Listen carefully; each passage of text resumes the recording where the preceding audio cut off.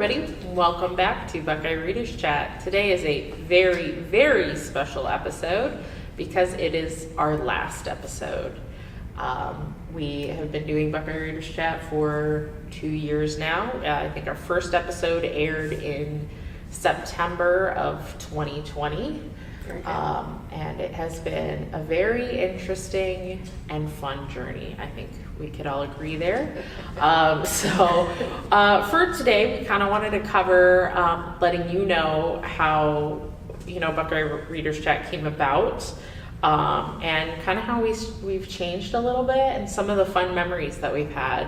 And we wanted to share that with you, just as a going away present, if it were.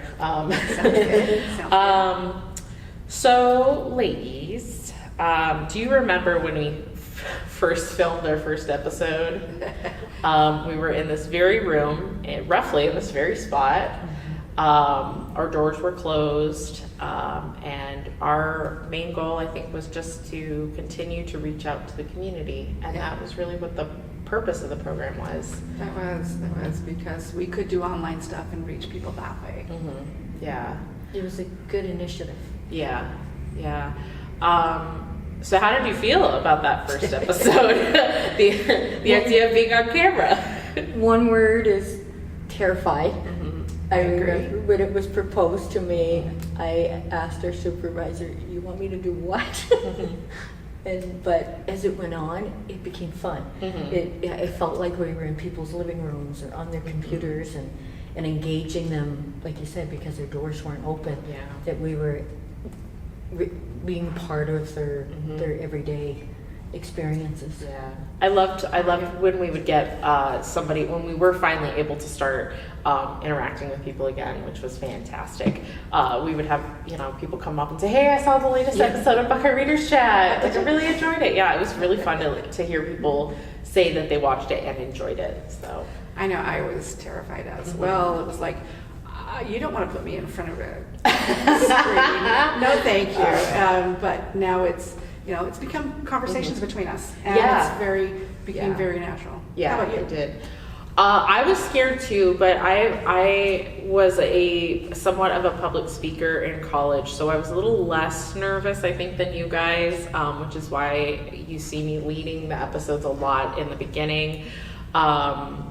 I will say it was funny because I was very determined to have a clipboard.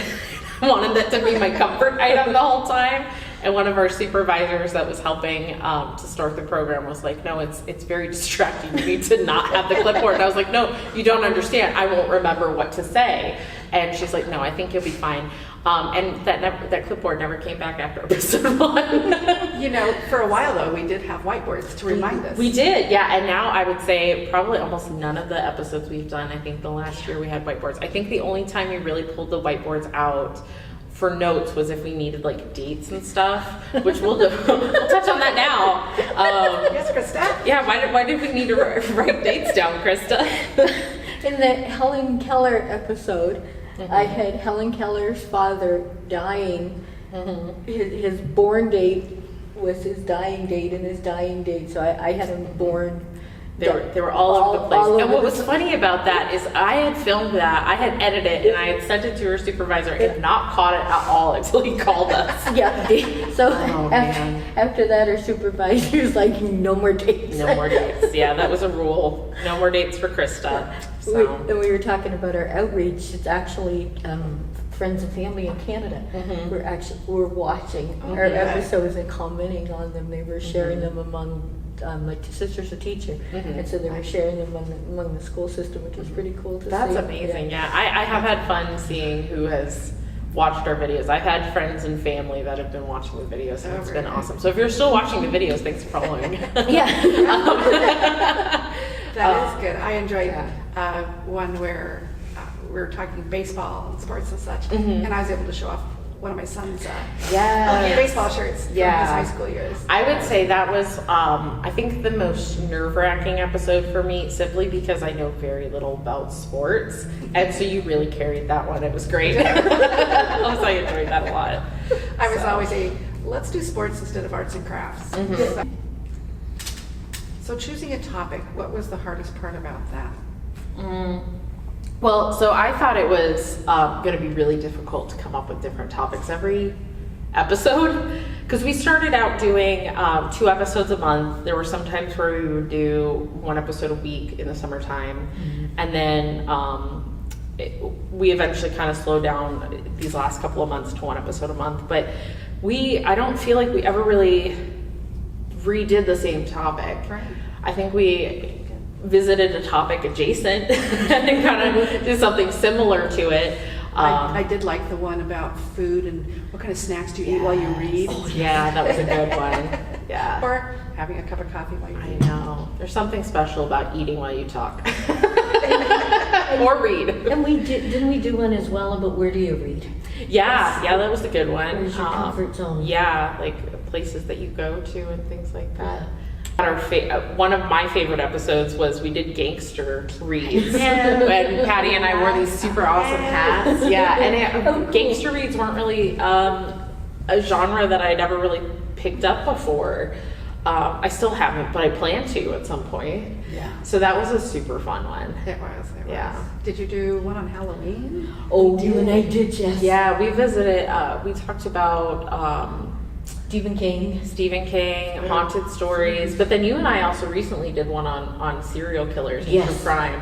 Yes, that was in depth Yeah. talking. Yeah, and I didn't realize, to be honestly, I didn't realize how many non-fic book we had with regards to serial killers. yeah. And I started researching, do it, and I'm like, wow, I didn't realize that. 364.52.